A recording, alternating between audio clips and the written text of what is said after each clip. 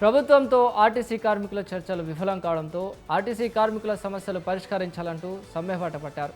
RTC కార్మికుల సమ్మెతో జయశంకర్ భూపాలపల్లి జిల్లా bus డిపోలో 60 బస్సులు నిలిచిపోయాయి. ప్రభుత్వం వెంటనే కార్మికుల 32 డిమాండ్లను పరిష్కరించాలంటూ బస్ డిపో ముందు కార్మికులు ధర్నా చేపట్టారు. కాటారం సబ్ డివిజన్లలో ఉన్న మహదేవ్పూర్ బస్టాండ్, నిరంతరం రద్దీగా ఉండే దక్షిణ కాశీగా పేరుగాంచిన కాళేశ్వరంలో సైతం బస్సులు రాకపోకపోవడంతో బస్టాండ్లు నిర్మానుష్యంగా కనిపిస్తున్నాయి.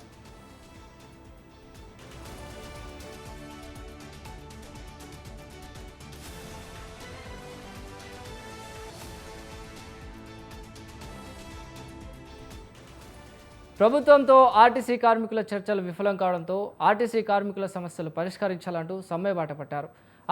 ఆర్టీసీ కార్మికుల సమ్మెతో జయశంకర్ భూపాలపల్లి జిల్లా బస్సు డిపోలో 60 బస్సులు నిలిచిపోయాయి. ప్రభుత్వం వెంటనే కార్మికుల 32 డిమాండ్లను పరిష్కరించాలంటూ బస్ డిపో ముందు కార్మికులు ధర్నా చేపట్టారు. రైట్, ఇదే అంశంపైన మరింత సమాచారాన్ని మా ప్రతినిధి శ్రీనివాస్ అందిస్తారు. శ్రీనివాస్. రైట్ చిరంజీవి, ఏదైతే ఉమ్మడి వరంగల్ జిల్లా వ్యాప్తంగానైతే రాష్ట్రం వ్యాప్తంగానైతే మొత్తం ఆర్టీసీ సమ్మె కొనసాగుతుందని చెప్పుకోవచ్చు. తమ న్యాయపరమైన డిమాండ్లు సాధన కోసం ప్రభుత్వంతో జరిపిన చర్చలు అయితే విఫలం కావడంతో గత అర్ధరాత్రి నుండి సమ్మెకు పిలుపునిచ్చారు రాష్ట్ర ఆర్టీసీ జేఏసీ.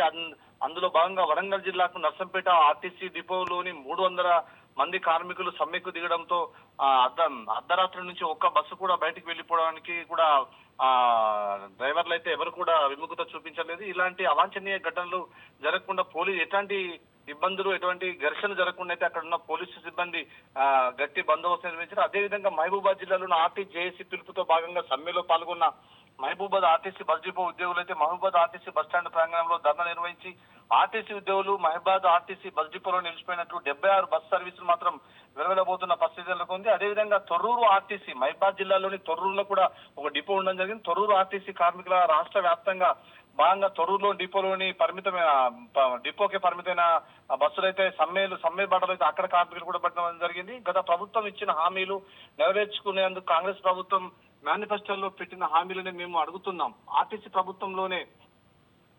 ఆర్టీసీని ప్రభుత్వంలోనే విలీనం చేస్తామని గద్దెనెక్కే ముందు అయితే కాంగ్రెస్ ప్రభుత్వం హామీ ఇచ్చింది, కానీ సైతం ఇప్పుడు హామీలను విస్మరించిందని చెప్పేసి అయితే కార్మికులు ఆవేదన వ్యక్తం చేసిన పరిస్థితి నెలకొంది. సమ్మె నోటీసు ఇచ్చి 41 రోజులైనా కూడా ఏమాత్రం ప్రభుత్వంలో చలనం లేదని, కనీసం చర్చలకు సైతం పిలవలేదని కార్మికులు అయితే ఆగ్రహం వ్యక్తం చేస్తున్నారు.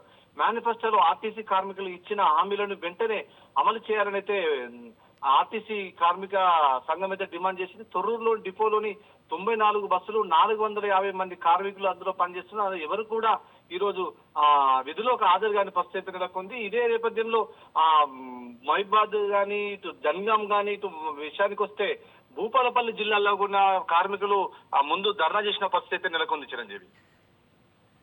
Right, thank you Srinivas.